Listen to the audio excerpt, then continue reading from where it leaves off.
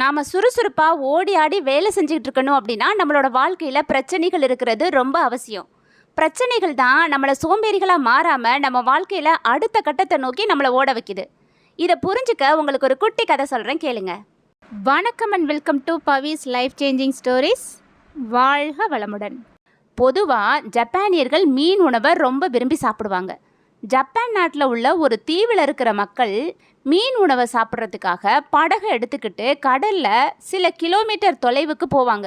அங்கேருந்து திரும்பி வர 2 நாட்கள் ஆகிடும். அந்த குறிப்பிட்ட இடத்துல கிடைக்கிற மீன்கள் தான் ரொம்ப ருசியாக இருக்கும்.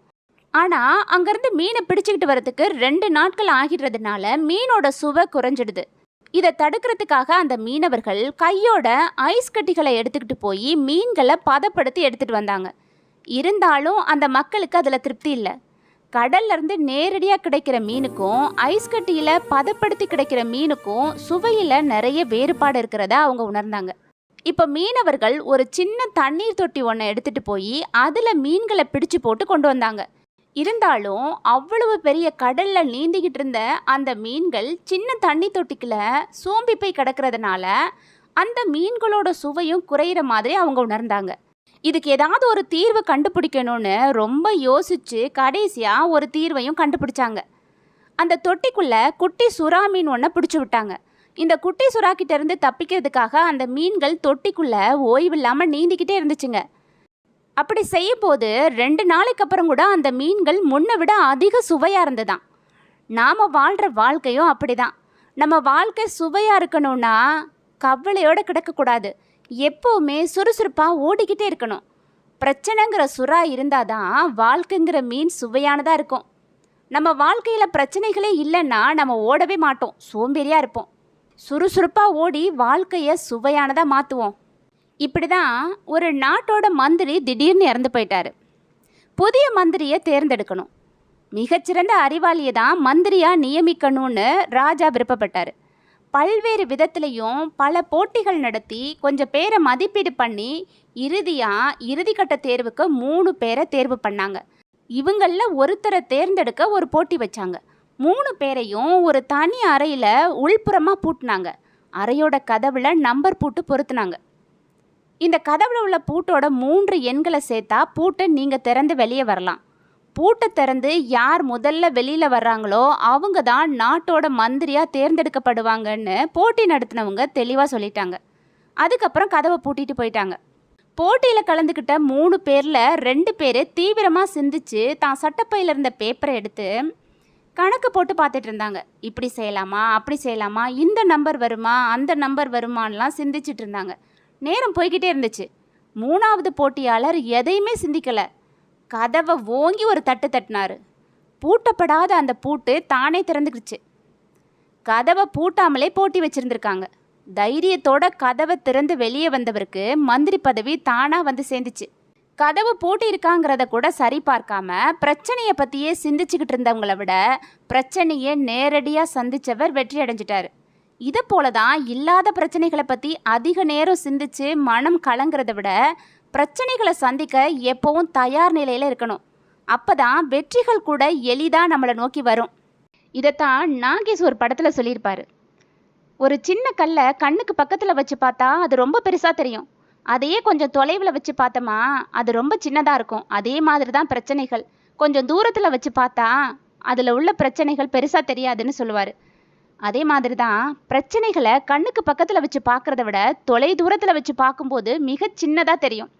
அப்படி செய்யும்போது அந்த பிரச்சனைகளை நம்ம பெருசாக எடுத்துக்காம அதை தீர்க்கறதுக்கான முயற்சியில் இறங்குவோம். அதுக்கான தீர்வும் நமக்கு எளிதாக கிடச்சிரும். அதை விட்டுட்டு அந்த பிரச்சனையை பக்கத்தில் வச்சு பார்க்கும்போது அது பெருசாக தெரியுது. அதனால் நம்மளோட உடலும் மனமும் ரொம்ப பலவீனமாகி பிரச்சனைகளுக்கு தீர்வு கிடைக்க காலதாமதமாகுது. இனிமே பிரச்சனைகளை ஒரு பிரச்சனையாக கருதாம மனம் சஞ்சலப்படாமல் நேரடியாக எதிர்கொள்ளணும். அப்படி செய்யும்போது தன்னம்பிக்கையும் தைரியமும் அதிகமாகும். அப்போது அதுக்கான தீர்வும் நம்மளால் எளிமையாக கண்டுபிடிக்க முடியும். பொதுவாகவே வாழ்க்கைனாலே பிரச்சனைகளை எதிர்கொண்டு தான் ஆகணும். அதுக்காக நாம் தேவையில்லாத பிரச்சனைகளில் போய் சிக்கிக்கக்கூடாது. பிரச்சனை எதனால் வருதுன்னு ஆராய்ச்சி செய்கிறத விட வழியை போய் பிரச்சனையில் சிக்காமல் இருக்கிறதே சிறந்தது. ஒவ்வொரு செயலுக்கு பின்னாடியும் நேர்மறை ஆற்றலும் இருக்குது, எதிர்மறை ஆற்றலும் இருக்குது. அதை சரியாக கையாள தெரிஞ்சுக்கணும். பொதுவாக நாம் நம்மளோட வேலையை மட்டும் செஞ்சால் போதும், சம்மந்தமில்லாத எதுலேயும் தேவையில்லாமல் தலையிடக்கூடாது. பொதுவாகவே நட்புலையும் சரி உறவுலையும் சரி எல்லாருமே உண்மையாக இருக்கிறதில்ல. அது போன்ற நேரங்களில் நாம் தான் ரொம்ப ஜாக்கிரதையாக இருக்கணும். வாழ்க்கையில் எதை நாம் செய்யக்கூடாதுன்னு தெரிஞ்சுக்கிட்டாலே தேவையில்லாத பிரச்சனைகளை தவிர்த்து வெற்றி அடைவதற்கான பாதையை சுலபமாக்கிக்கலாம். நமக்கு ரொம்ப நெருக்கமானவங்க தான் சில சமயம் நம்மளை ரொம்ப தூரத்தில் நிற்க வச்சுருவாங்க. ஒரு வார்த்தை, ஒரு தவறான புரிதல், அத்தனையும் ஒரே நாளில் அன்பான உறவை ரொம்ப தூரத்தில் கொண்டு போய் வச்சிடும். ஆனால் அந்த தூரத்தை மறுபடியும் பக்கத்தில் கொண்டு வர யார் முதல் படி எடுத்து வைக்கிறாங்கங்கிறது தான் வாழ்க்கையோட சோதனை. இந்த மாதிரி பிரச்சனைகள் உங்கள் வாழ்க்கையிலையும் கண்டிப்பாக வந்திருக்கும். யார் முதல்ல இறங்கி வரணும்னு தெரிஞ்சுக்க இந்த கதையை தொடர்ந்து கேளுங்க. 2 சகோதரர்கள் ரொம்ப வருஷமாக அன்போடு வாழ்ந்து வந்தாங்க. அவங்களோட நிலங்கள் பக்கத்தில் இருந்துச்சு. 2 பேரும் ஒத்துமையாக பயிரிடுறது, அறுவடை செய்கிறதுன்னு பல வருஷமாக ஒன்றாவே வாழ்ந்துட்டு வந்தாங்க. ஒருத்தருக்கொருத்தர் வேலைகளை பகிர்ந்துக்கிறது, பொருட்களை பகிர்ந்துக்கிறதுன்னு அருமையாக ஒற்றுமையாக விவசாயம் பார்த்து ரொம்ப சந்தோஷமாக வாழ்ந்துட்டு இருந்தாங்க. திடீர்னு ஒரு நாள் ஒரு சின்ன வாக்குவாதம் வந்துருச்சு. அது பெரிய பிரச்சனையாக உருமாறி தகாத வார்த்தைகள்லாம் வெளிவந்து சகோதரர்களோட உறவே முறிஞ்சிருச்சு. அந்த அண்ணன் ஒரு தச்சரை வரவழைச்சாரு. அவர்கிட்ட, அதை பாருங்க, என்னோட நிலத்துக்கும் அடுத்த நிலத்துக்கும் இடையில ஒரு நீரோட ஓடுது. அது நேற்று முளைச்ச நீரோட. அங்கே இதுக்கு முன்னாடி பச்சை பசேல்னு புல்வெளி இருந்துச்சு. என் தம்பிக்கும் எனக்கும் ஒரு பெரிய சண்டை வந்துருச்சு. அதனால் ஆத்தோட முகத்வாரத்துக்கு போய் கரையை உடைச்சி இந்த நீரோடைய எங்கள் 2 பேரோட நிலங்களுக்கு நடுவில் உருவாக்கியிருக்கான். என் மேலே இருக்கிற கோவத்தில் தான் இப்படி பண்ணிட்டான். நான் அவனுக்கு இன்னும் ஒரு படி மேலே போக போகிறேன். அதை பாருங்க, என் நிலத்திலேருந்து வெட்டப்பட்ட மரங்கள், அதை வச்சு 8 அடி உயரத்திற்கு சுவர் மாதிரி அமைச்சிருங்க. என் தம்பி முகத்தை கூட நான் பார்க்க விரும்பலைன்னு அண்ணன் சொன்னார். அதை கேட்ட தச்சரும் வேலையை ஆரம்பித்தார். அண்ணன் நகரத்தில் சில அலுவல்கள் இருந்ததுனால காலையிலேயே கிளம்பி போயிட்டார்.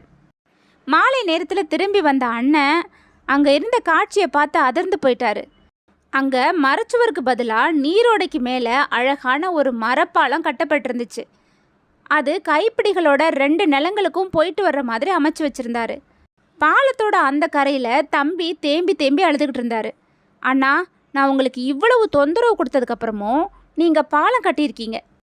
என்னோட தவறை நினச்சி எனக்கு ரொம்ப வருத்தமாக இருக்குது. தயவு செஞ்சு என்னை மன்னிச்சிருங்கண்ணான்னு தேம்பி அழுதாரு. தம்பியும் அண்ணனும் பாலத்துக்கு நடுவில் சந்தித்து ஒருத்தரை அணைச்சிக்கிட்டாங்க.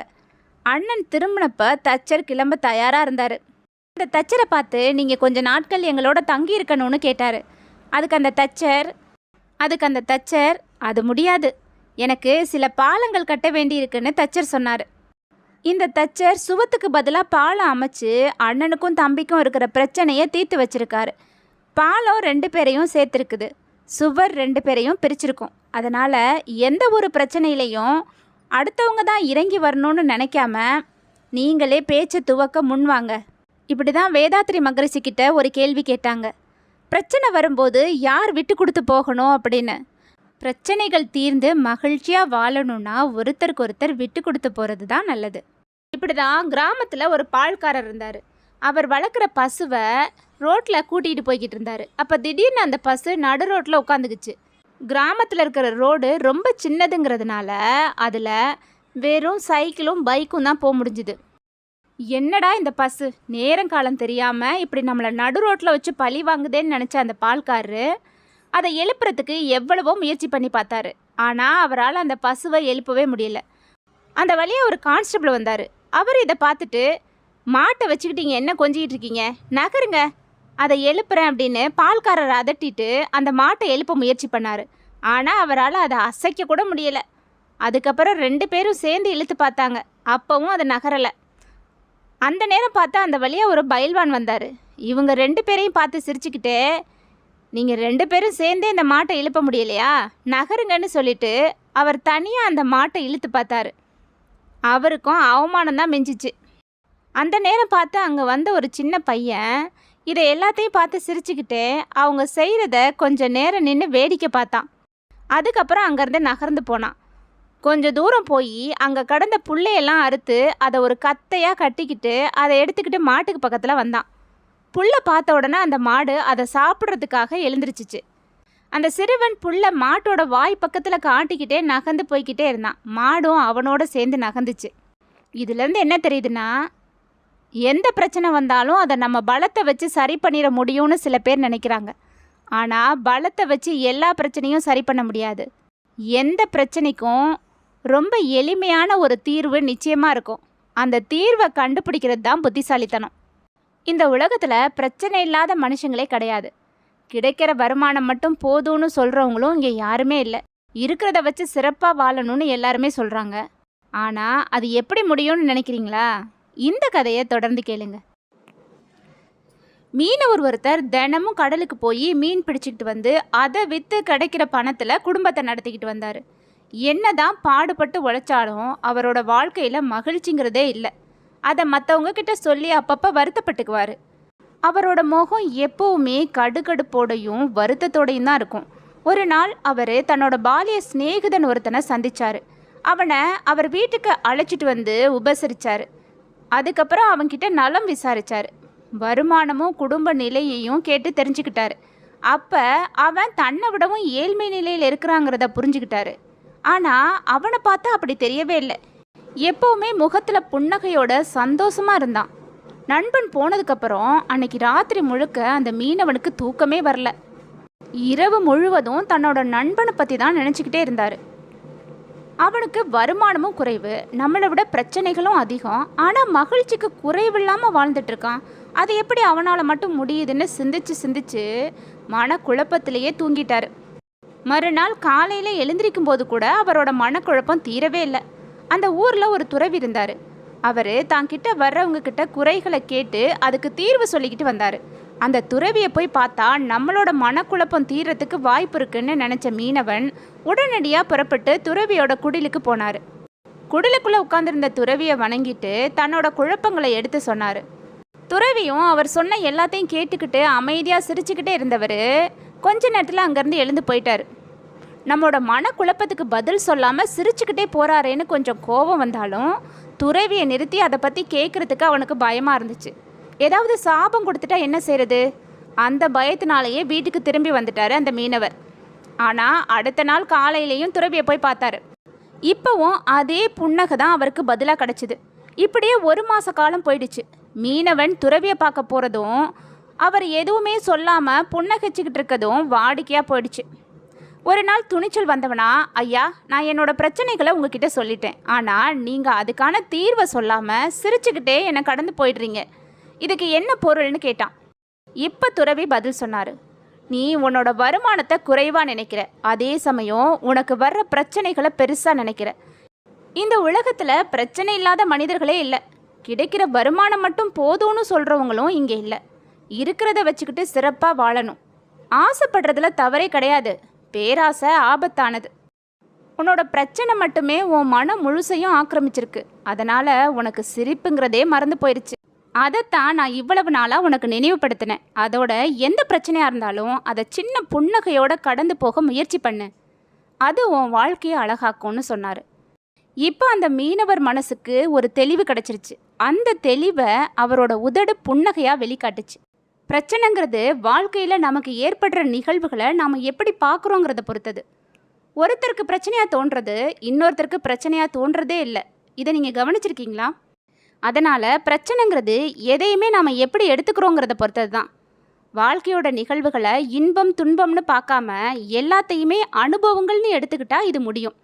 இது கஷ்டமாக கூட இருக்கலாம், ஆனால் முயற்சி பண்ணலாம்ல. நடக்கிற நிகழ்வுகளை பார்த்து மகிழ்ச்சி அடைகிறதோ துன்பம் அடைகிறதோ இல்லாமல் அது என்ன மாதிரி நிகழ்வாக இருந்தாலும் அதில் இருக்கிற அனுபவத்தை வியந்து பார்க்குறது தான் இன்னொரு யுக்தி. இப்போ காட்டுக்கு வேட்டையாட போகும்போது மிருகங்கள் எல்லாம் ஆயத்தமாக அதே இடத்துல நின்றுக்கிட்டு இருந்தா வேட்டையில் உங்களுக்கு மகிழ்ச்சி ஏற்படுமா? அதே மாதிரி தான் வாழ்க்கையில் ஏற்படுற அனுபவங்களையும் குறிப்பாக எதிர்பாராத அனுபவங்களையும் நாம் எடுத்துக்கணும். நாம் நினைக்கிற மாதிரியே எல்லாரோட வாழ்க்கையும் அமைஞ்சிருச்சுன்னா அதில் எந்த சுவையுமே இருக்காது. எந்த பிரச்சனையாக இருந்தாலும் அதை எதிர்கொள்ள புன்னகையும் நேர்மறையான அணுகுமுறையும் ரொம்ப முக்கியம்னு சொல்லி இந்த பதிவை நான் முடிச்சுக்கிறேன். இந்த பதிவு உங்களுக்கு பிடிச்சிருந்தா இதை பற்றின உங்களோட கருத்துக்களை என்னோட மறக்காமல் ஷேர் பண்ணிக்கோங்க. நன்றி, வணக்கம்.